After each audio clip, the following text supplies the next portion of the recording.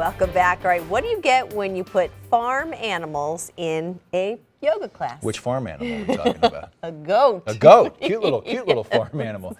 Steve Harris took a trip to Longmeadow Rescue Ranch in Union, Missouri to find out.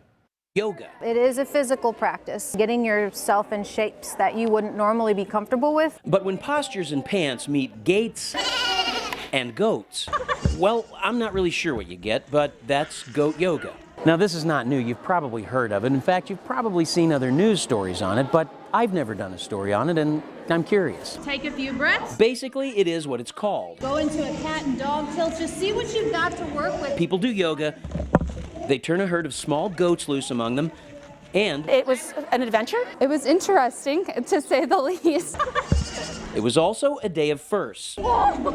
It's the first time Longmeadow Rescue Ranch has offered a goat yoga class. We thought it was a good opportunity to raise some additional funds to help us to be able to care for the animals. Drop your left knee down. Michelle Minos has been a yoga instructor for 6 years. And this is the first time she's added goats to the mix. I expected it to be loud and fun and crazy, and I think that is exactly what happened today. God love the yoga instructor trying to keep us focused, but everybody just wanted to pet the goats. I think the appeal would be, oh, I get to see a goat and pet it, and oh my gosh, have a yoga practice with it. I'm scared. It was also the first time most of them had goats on their backs. It definitely distracted from the yoga, but it was still relaxing.